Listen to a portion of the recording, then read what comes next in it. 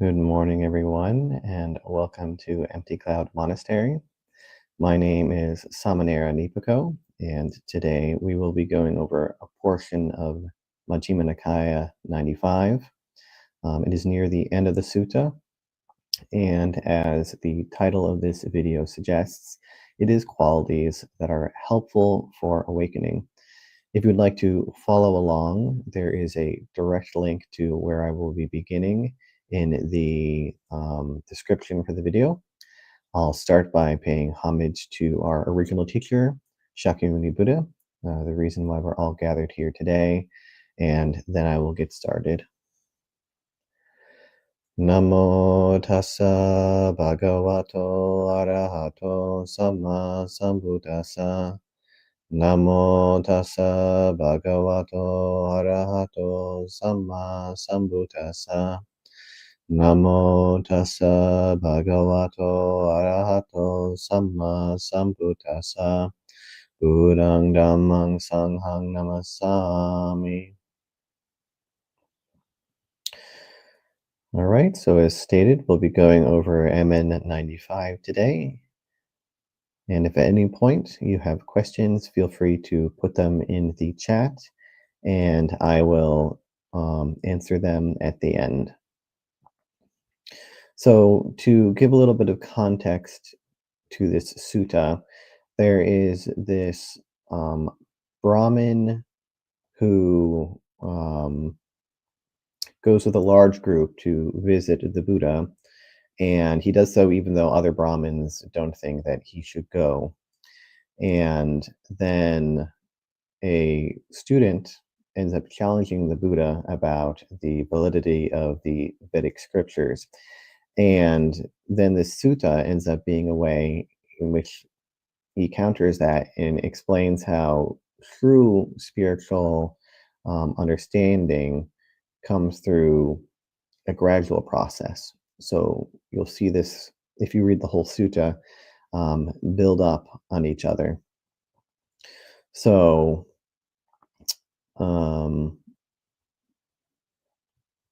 then near the bottom, where we'll be going over,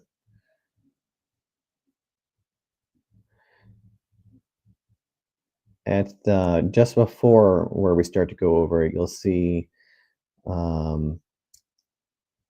that's how the awakening to truth is defined, worthy Gautama. I regard the awakening to truth as defined in this way, which is what we haven't gone over.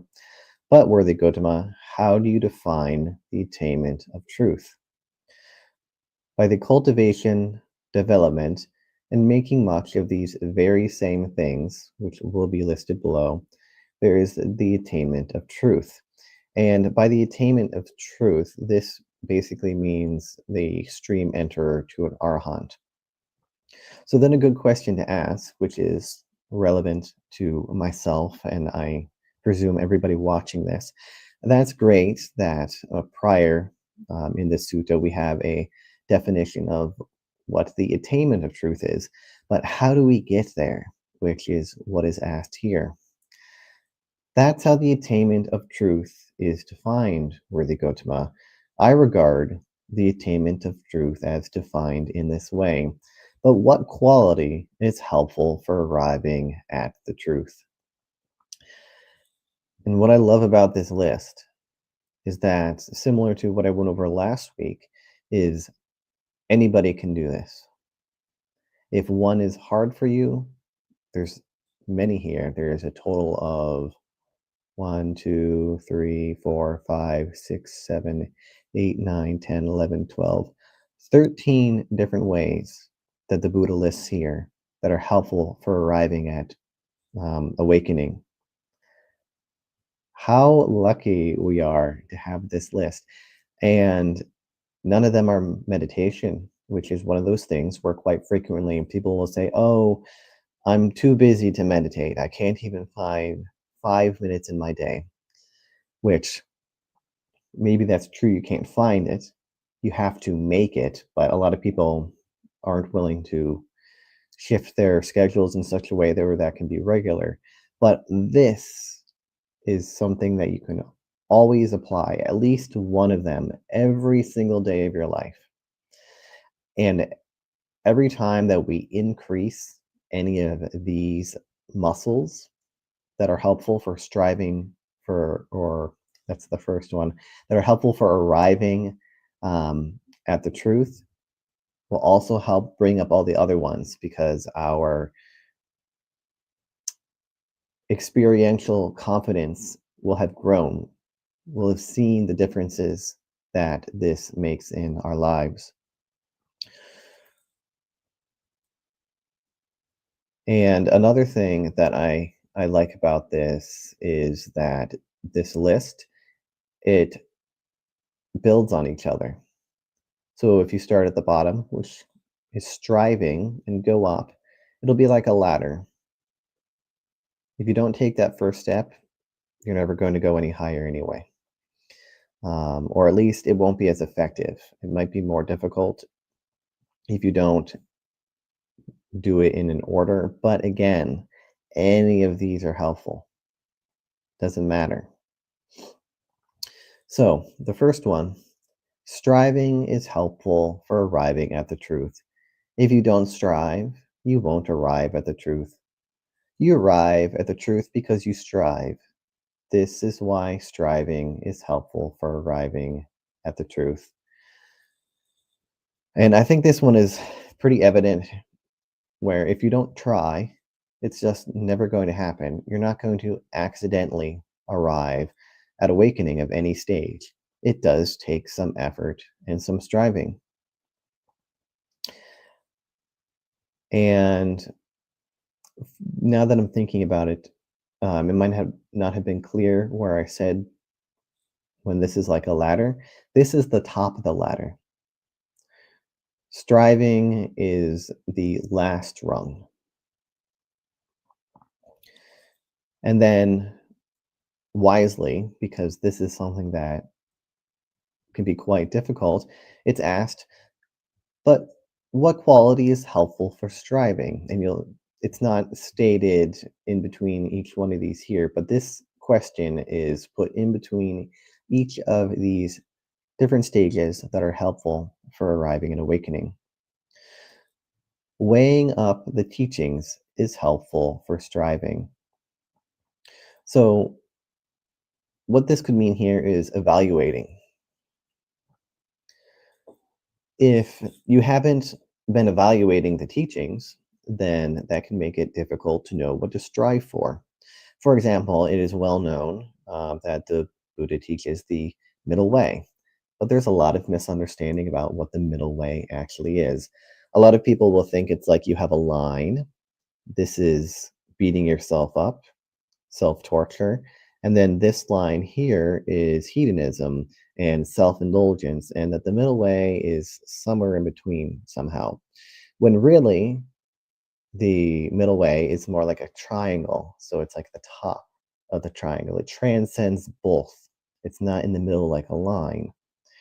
But if somebody just has a very superficial knowledge of this type of example, striving will be more difficult and they might be very well confused and actually end up trying to find something in the middle rather than something that transcends both. So this is what just one example of where evaluating the teachings is helpful for striving. It also helps us see places in our understanding where we have a misunderstanding, where we thought we understood, or perhaps we have no idea at all. So that gives opportunities to go to people who can help us with our evaluation so that we can get more assistance on how to actually strive properly. That way, we don't waste whatever precious time we have striving in a way that is pointing in the wrong direction or is a waste of time. And then, what is helpful for this weighing up is zeal. So, um, perhaps something think is important, and I'm looking at a note Bhante Sujato has here, which I think is interesting and a good example of me talking about a potential misunderstanding, is here Bhante Sudaso or Sujato says zeal is making an effort to understand the teachings, while striving is making an effort in meditation. So, what I like about this is the zeal actually does line up with what I was saying about weighing up. If you don't have that zeal for the teachings, if you're not excited about them, which is also the next one, which is enthusiasm. If you don't have enthusiasm or zeal about the Dhamma, about the teachings, you're not going to try to understand them. Or if perhaps you think you already do understand them when you really don't yet, you're not going to be inclined to examine them further. You're not going to be inclined to approach a monastic or even a lay teacher who knows more about the path than you do. So, this enthusiasm and zeal is really important for that next stage. And you're starting to see now how this is like a ladder that I had mentioned before, where if you don't have one, it'll be difficult to get to the other. So, next, what is beneficial for enthusiasm and zeal, which is acceptance of the teachings after deliberation. So, if you don't accept the teachings, or if you're at least not inclined to practice this for one reason or another, you're not going to really deliberate after them. And if deliberate is a word you haven't heard it before, it's a long and careful consideration, or sometimes it'll be like a back and forth, a discussion, or a very deliberate or slow type of thought process. So it's something that after a lot of consideration and perhaps quite a bit of practice as well, you've accepted the teachings. It's at the point where, okay, I'm not awakened yet,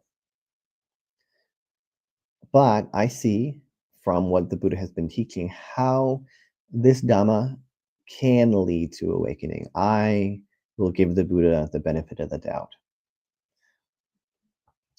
This is also similar to the simile of a big bull elephant, in the way that this is where an elephant trainer hasn't decided that this is a big bull elephant yet, despite all the previous signs, because they haven't seen the bull elephant yet. But they know that if they keep following along this path, if they keep deliberating in this case, they will find out if these tusk marks and these footprints and whatever else are in fact a bull elephant, a Buddha, or if it's something else. And of course, if you are inclined to practice and get to this point, you're feeling relatively confident that yes, the Buddha actually knew what he was talking about.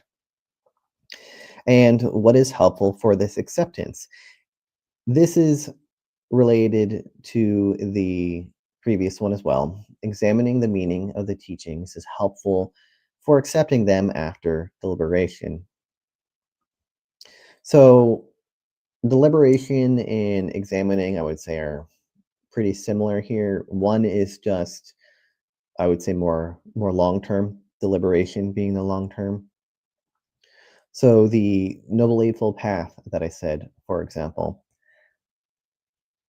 perhaps a short term examination could illuminate for some people, illuminate what I was mentioning, where The middle way isn't some place in the middle on a line, but something that transcends both. After deliberation, after a lot of consideration, you could see how that middle path that transcends both is the entirety of the Noble Eightfold Path, not just the middle way. So, this examining and deliberation combined together, even though they're pretty much synonyms, help with everything else that we have mentioned before this. So, the enthusiasm, zeal, weighing up, and striving. This next one, remembering the teachings, is helpful for examining their meaning. This was especially true back in the Buddhist day because they didn't have writing. I would say it is not as important now because we have books, but nonetheless, it is for your benefit to remember the teachings. That way, when things come up in your life, especially challenges, you'll know what the Buddha or his disciples recommended. So if you're somebody that is prone to greed, you could remember what is beneficial for practicing for the ending of greed. If you're somebody who is prone to aversion, you can remember what the Buddha recommended to work with aversion as it arises and eventually transcend it.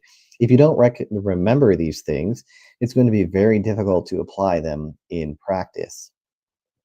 Remembering is also very helpful so that when you hear somebody speaking, whether it's myself, another monastic, or a layperson, you'll know if they are speaking in line with what the Buddha taught. It can also be a good way to be able to find teachings if you're not sure.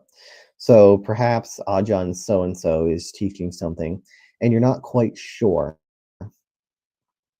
So you have an idea of where the view that is being spoken about is discussed. You can then find it to confirm or approach that Ajahn later and ask questions.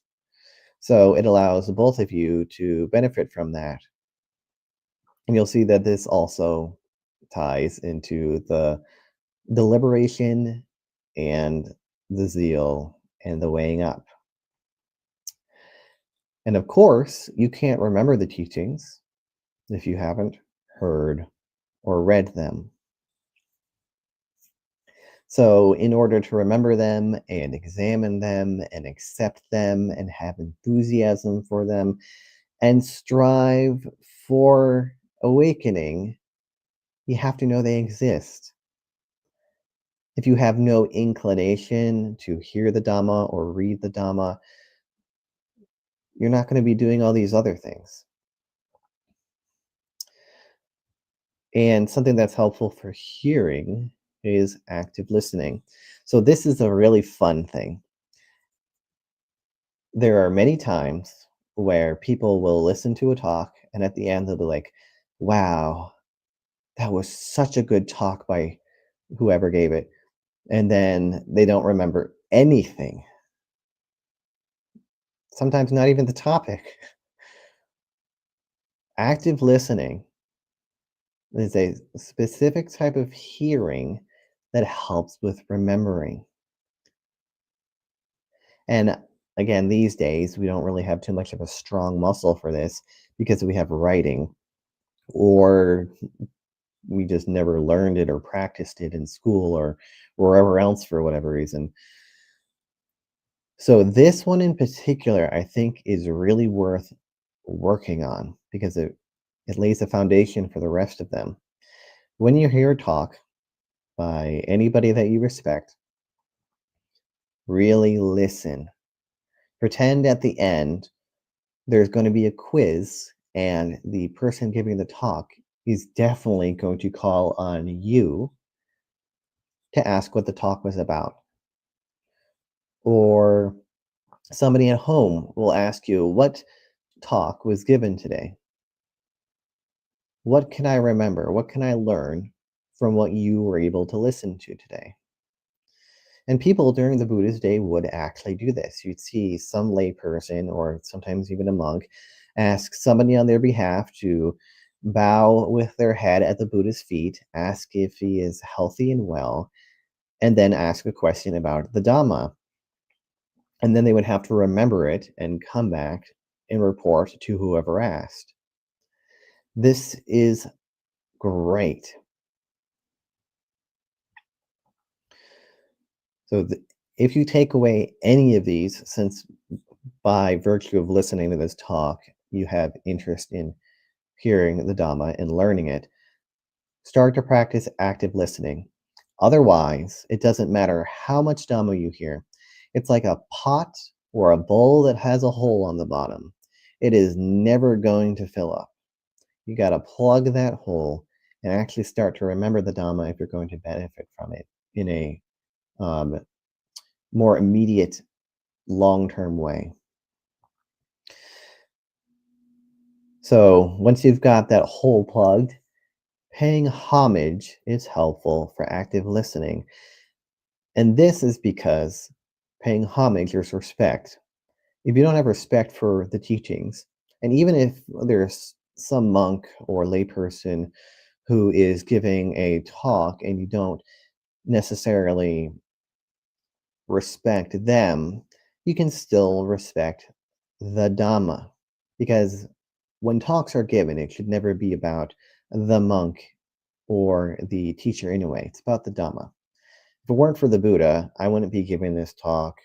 Anybody else giving talks on this channel or elsewhere, without the Buddha, they wouldn't be happening. So it's always about the Buddha, Dhamma, and Sangha, not the individual. And if you don't respect the Dhamma, at the very least, you're not going to listen. If you respect the Dhamma and you respect whoever's giving the talk, bonus points. That means you're more likely to actually actively listen. Otherwise, you'll just tune them out and not listen at all or not remember much. So,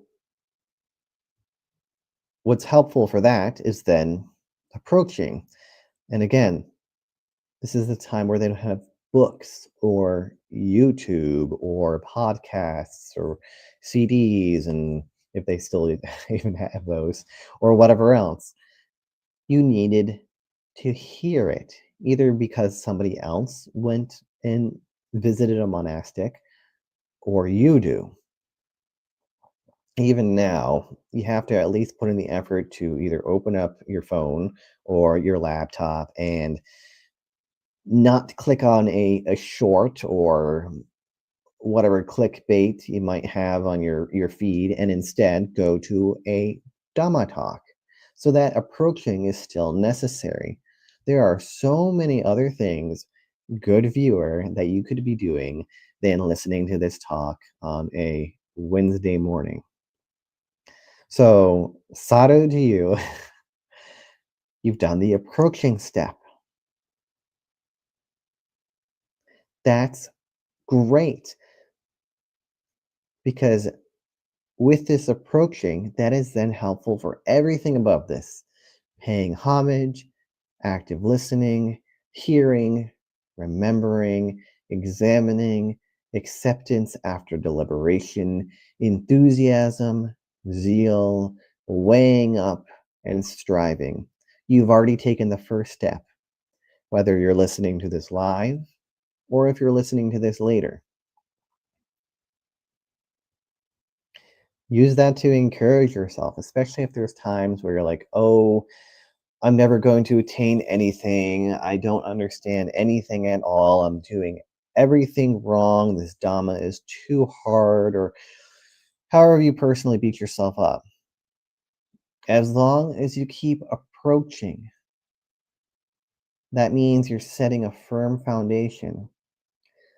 I often like to say that our hindrances and the three poisons, greed, hatred, and delusion, they're really, really, really deeply rooted. It's like turning around a tanker. They're so big and they're so heavy that it takes miles and miles and miles to do so. It is a long, slow process. If they turn too quickly, they risk tipping over and all the cargo that's on them going to the bottom of the ocean.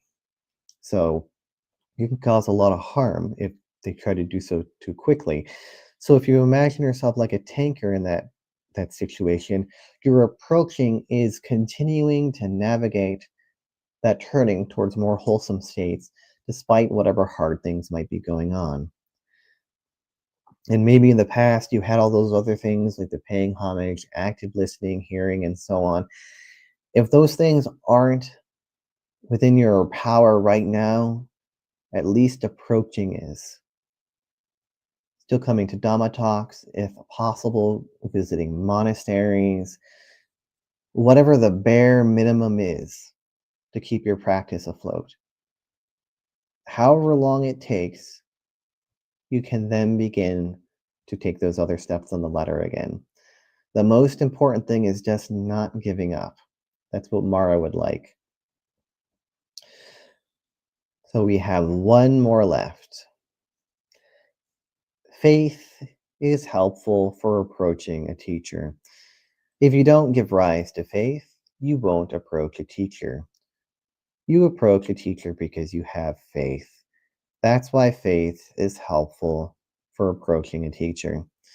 And this F word has a bit of a bad reputation in Western circles, I'd say, because of the very Christian connotation of the word faith.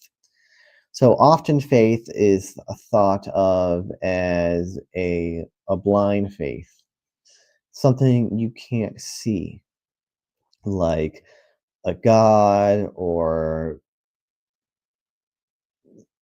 even within Buddhist circles, most people can't see devas or yakas or other things. It's this idea that you have to accept something without seeing it, without understanding it. And that's not what Buddhism is about. Just a couple paragraphs up, um, this is spoken about briefly, and it ties in these steps we were just talking about. So, scrutinizing them in this way, so an individual, um, and specifically scrutinizing them for greed, hatred, and delusion, the individual sees that this person they're scrutinizing are purified of greed, hatred, and delusion. So then they place faith in them. And a note to put here is most monastics and most lay people these days are not free of greed, hate, and delusion. So, a way you can apply this instead is, do they seem to have less than me? Can they help me take the next step? Sometimes that's more useful, somebody that's a step or two ahead of you, than somebody that's leagues ahead of you. So, by seeing this, that allows faith to arise. Then, because of faith, homage, active listening, hearing the teachings, remembering the teachings, examining their meaning, accepting them after deliberation, enthusiasm, zeal, weighing up, and striving. Striving, they directly realize the ultimate truth and see it with penetrating wisdom. That's how the awakening to truth is defined. So, the reason, even though this goes before what we've gone over, that I'm mentioning this now is that the faith is built up over time. Sometimes people will ask, how much faith, how much do I need to believe this to practice the teachings? Do I need an ocean full? Do I need faith as vast as the sky? Do I need to be able to fill up an 18-wheeler with it? How much do I need? And something that I found to be very powerful for me very early on in my practice, when my faith, it was strong enough that I've been practicing on my own for about 6 years, but it's on and off, is while practicing with Zen Mountain Monastery, the first talk I ever heard in person, which was on my first trip there, this question was asked, and the whole talk was about faith. How much do you need? And the answer, not very much, just a little bit, maybe like the size of a grain of rice.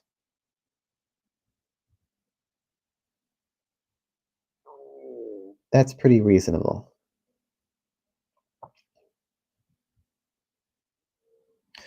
And even then, people who are prone to feeling like faith is an F word will often like confidence because, for example, taking the Peace Walk monks, they had confidence that these monks were doing something good. They had confidence that these monastics were really walking for peace. There was I hadn't heard of this until they were done, but I guess there was a lot of people that were actually protesting against them, mostly evangelical Christians. They don't have this amount of faith, but people of all walks started to. And that could plant a seed where maybe right now it's not something that's beneficial for them. Maybe right now it's not the path they need. Maybe in this lifetime it's not what they need. And perhaps they need something else, like maybe Christianity. But that seed can make a big difference. You never know when it'll grow. And it's also encouraging to people that already have just that little bit that there's nothing wrong with you. Instead, it's something worth nurturing, and it's natural and good for it to not be as vast as the sky to begin with. That way, you can actually examine teachers for if they're actually walking the walk. It allows you to know, is this what I actually need? Did the Buddha actually know what he was talking about? Most importantly, tied to that, does this reduce my suffering? And if somebody examining this starts to see yes, yes, yes, and gives it a chance, then that opens up the whole opportunity for this practice. Without this faith, no matter how it may be, just trying to find somebody that might know something about reducing somebody suffering, that this person knows something I don't, even if I'm not convinced of the whole thing, that coming here will allow me to be happier in some way, shape, or form. Coming here will allow me to become a better person. Whatever faith might look like for somebody, it can come in so many different forms. That opens the door. So rejoice for whatever amount you have. Be willing to ask questions. Be willing to ask really difficult questions.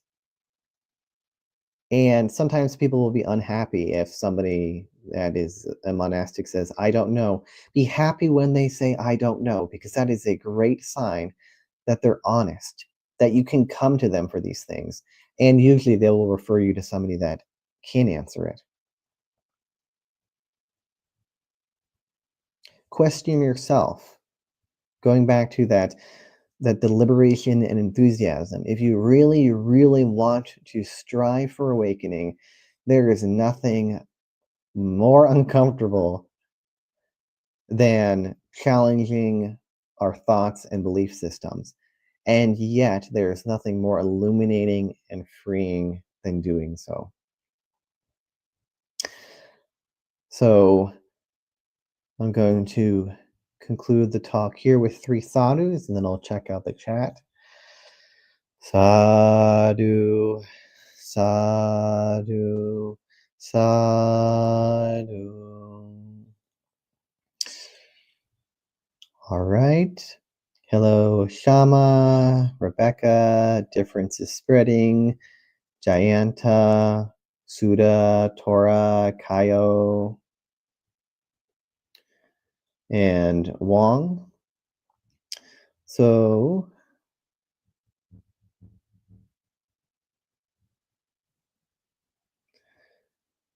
Difference is Spreading asks, the teachings need fit the conditioning of a person receiving them, and people can work out if those particular teachings are working for them.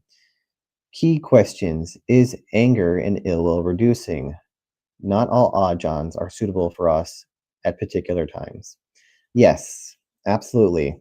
So, just because somebody is a really great, well renowned teacher does not mean that they are going to be helpful for your particular needs, which is why we have everybody from Anandas to Mahakassapas.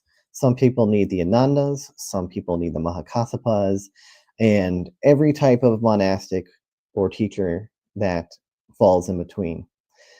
So, if you're somebody that needs an Ananda and you're approaching a Mahakassapa, your anger, ill will, greed, and delusion might be increasing.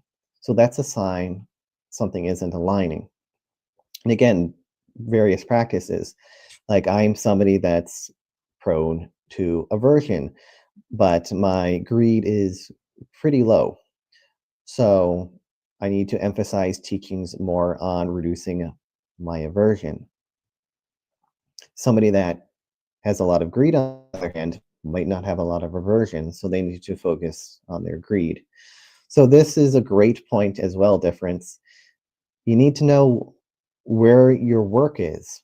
If you're somebody that has a lot of greed and you're focusing more on your aversion, which maybe you don't have much of, you're not going to get as much benefit out of it. And you're more likely to get more benefit out of somebody that teaches your specific type of medicine. So be willing to seek out different teachers. For, as you said, not all ajahns are suitable for us at particular times. And a great thing to note for here as well is just because somebody is the teacher you need now doesn't mean they're going to be the teacher you need later. So there's nothing wrong with eventually changing teachers. And if you got a lot of benefit out of a teacher, but you don't feel like they're the medicine you need anymore, if they're a good teacher, they will often try to help connect you with what you need next.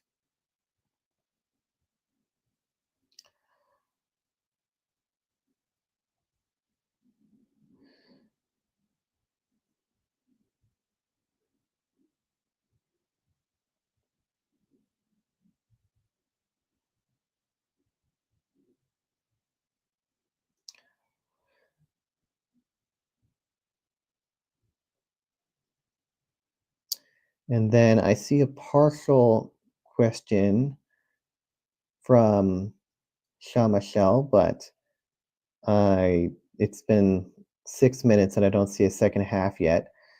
Feel free to disregard this question if it's off topic regarding the aversion to faith many Westerners have. So I'll give you another minute or two to type in a question or finish the question up. Otherwise, the next opportunity to ask the question will be 8 o'clock a.m. on Friday for the monk chat. In the meantime, I'll go over a couple comments then. So Difference is Spread and says, thank you for giving me the chance to actively listen to your talk. You're always welcome to come to any of them. And then they then say, very helpful to remember, just need a little confidence in some good actions to enable right view. Absolutely. People like to brush little things out of the way, like they don't count when really they do. Little actions turn into big actions, little thoughts turn into big thoughts. Little faith can turn into great faith.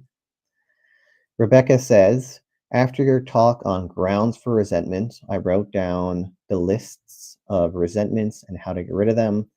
I found writing it down right away really helped me with keeping the precepts better. I'm glad that the talk was helpful and you found a way that is beneficial for you in keeping the precepts. And difference is spread says confidence in the Buddha, Dharma, Sangha comes from being able to see if it is true, which is why teachings need to be appropriate for your conditioning. Absolutely. Because if you get the wrong teachings, you're not going to see how they apply to your life.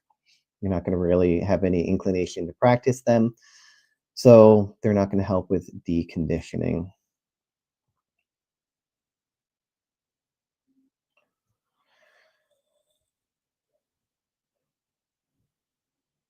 So I still don't see a second half from, okay, let's see now.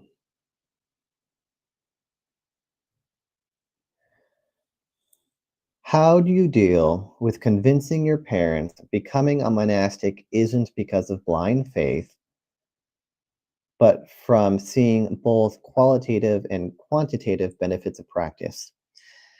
So I think some of this is going to be related to how long you've been practicing and also potentially related to what religion your parents might have or not have. So, one of the big things for me that helped me with my parents saying yes is I had been practicing for a long time. They had known for over a decade that I wanted to become a monastic. And during that time, they saw a lot of change in me. I went from being sometimes insufferable to be around to being a much happier, kinder, calmer, more patient, and gentle person, not just towards others, but also towards myself. They saw my depression be gone. There was a couple other factors in there as well, but the Dhamma was a huge, huge factor. I wouldn't be where I am now without it. I would probably still be at least mildly depressed. Same with my anxiety, pretty much gone. It's at the point where if that shows up, or if there's any signs that even anything beyond a little sadness might show up, it's like clouds in the horizon. I can see it before it becomes a problem, and I can work with it. So they saw me change. If your parents are able to see how you've changed, and they know it's after you started to practice the Dhamma, that could be a way where you don't even have to convince them. It would be something they have to deny with their own eyes that you are a happier, healthier, kinder, more beautiful person. And this takes time. Often, other people will actually see how we're starting to change before we do. So it, it's possible that maybe if this is a newer practice, maybe they haven't seen it yet, even if you have started to.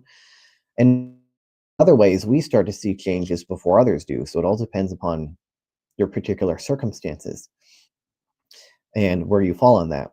So if they haven't started to notice things, but you have, then you just have to be patient. Another thing is if they really just don't seem to be picking it up and it's been quite a while, you could explain to them how you have personally become a better person this way, and this way. And it might also be where if they haven't known for a while, like my parents knew, it could just come off as a surprise. There was somebody I know who was coming here for a while who he was thinking about being a monastic. He was talking to his wife about it, and she had seen the whole transition from A to B. She was on board with it, even though it was going to be difficult for her, and she approved it.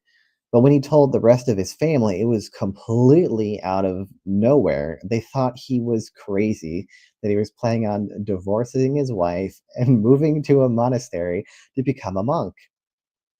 They really thought it was complete blind faith. Meanwhile, his wife knew it wasn't. So it can also just be open about it. If they do disapprove about it now, or if you're afraid they will, that doesn't mean they will later, especially if they see the benefits. What can be more difficult is I know of some people who have parents that are of different religions, especially ones that are not too approving of either monasticism as a whole or ones that aren't their own and don't want to give approval. So in cases like that, it's really much more difficult, and it would probably be a conversation you also have to have with the monastery you're trying to ordain at. And if they happen to be nearby, that makes it a little bit easier. But that's beyond what I would be able to talk about circumstance wise. But yeah, it all depends. So everything I said here may or may not be appropriate to your specific situation. But it's going to take however long it takes, and I hope that your parents will approve because I love being a monk and I think it's great. So one of the best gifts from my parents ever. Um, so yeah, I think talking to them about it, if you think it's safe and if you think they won't completely shut you down immediately, I think it's good. But I understand being afraid of them disapproving. I didn't tell my parents for years that I was a Buddhist until I had the chutzpah. Um, but that's the last question I see for now. So I will conclude the talk at this point. Thank you all for attending. I hope that this was beneficial. If there is a sutta that you would ever like to request, you can send an email to the monastery and we'll add it to the list. May you all be happy, well, and peaceful. May you always have access to the Dhamma, affinity to practice the Dhamma, good conditions to practice the Dhamma, always be reborn where the Dhamma is available, and may you soon realize the threefold bliss. So until next time, and stay warm if you're in the Northeast.